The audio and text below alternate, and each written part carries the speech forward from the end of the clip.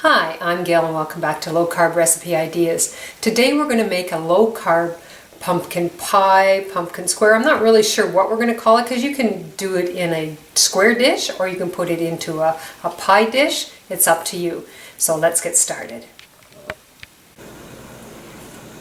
So the first thing we're going to do is we're going to make our crust for our pumpkin dessert. I'm going to take a cup of fresh almonds. Now I get my almonds from usually from Bulk Barn, but if they go on special anywhere else, I definitely buy them on special because they get quite expensive. So we'll just grind these up, and I want you to be careful because you don't want to grind them up too much because then you'll start getting into a butter and it doesn't work as nice.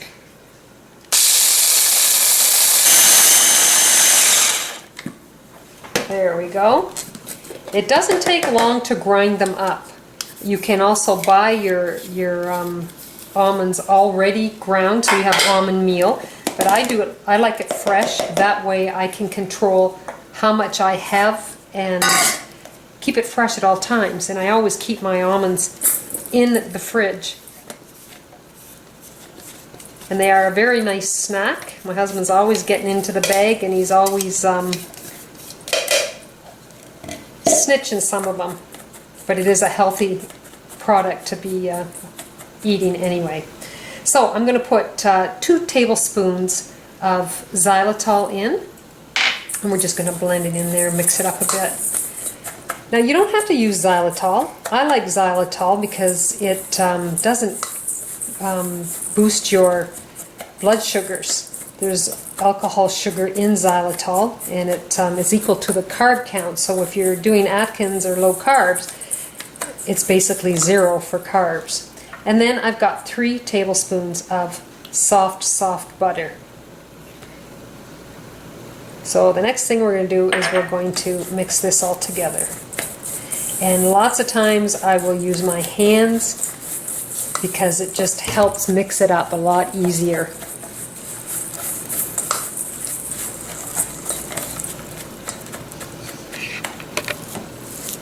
And there we go. We've got it all blended in. So now we're going to take a 7 by 11 pan, a Pyrex ovenware pan, and we're going to put this crust into the bottom of the pan. And like I said, I use my hands a lot mixing stuff. As long as you're washing your hands, there's no reason why you can't use your hands because they're nice and clean. And just like the other video when I was doing this, it takes a little bit of time to spread it out, and I will be back when I have it all evenly distributed to the bottom of the pan. So it took a little bit to put it together. I did use my fingers because it's a lot easier pressing, and then just smooth it out with your spatula. Now we're going to put them in the oven for approximately 10 minutes at 325, and then we will continue on making the rest of our ingredients.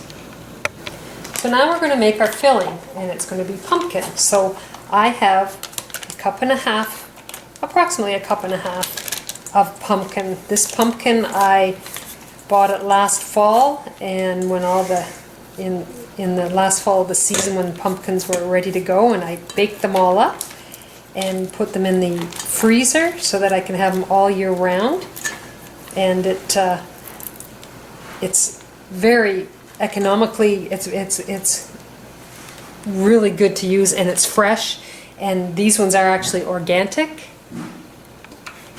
Now fall is just around the corner, so I'll be out buying some more and freezing them up, baking them and freezing them up again, because I just love to have the pumpkin. Now the next step is we're going to put in 3 eggs. Now I already cracked them and beat them just to get ahead of myself. And then I'm going to put in half a cup of Truvia,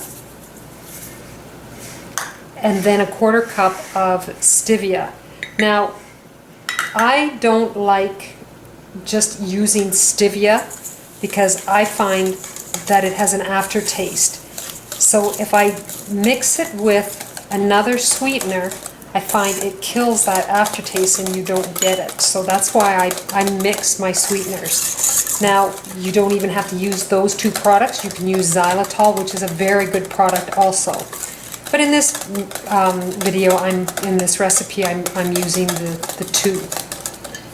And then I have a teaspoon of cinnamon, and I have a teaspoon of ginger, and I have half a teaspoon of salt, and then a 1/4 teaspoon of nutmeg.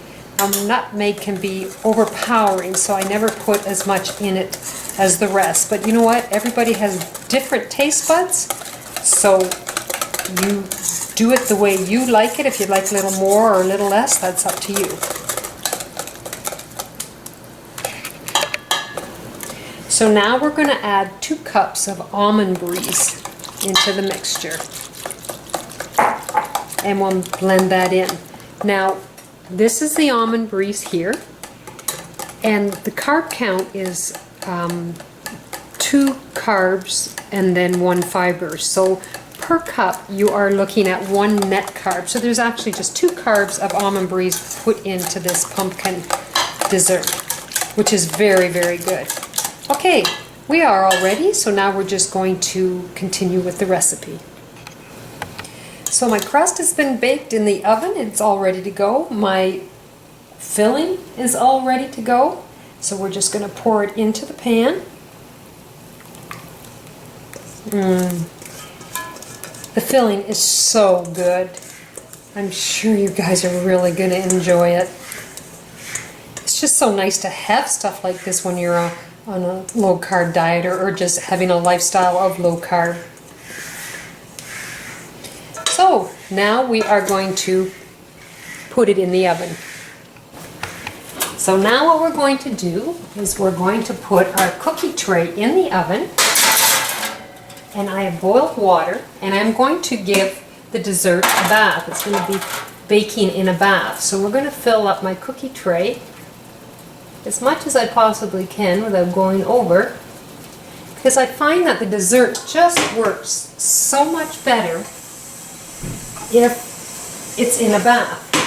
I just like the consistency and the texture of the pumpkin when I use it in a bath.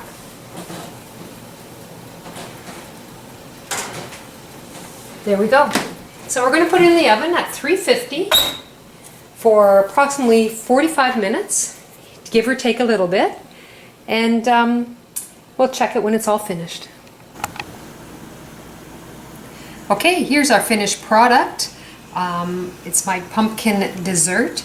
Now, the actual crust, when you eat it, it just gives it a little bit of extra texture to your square.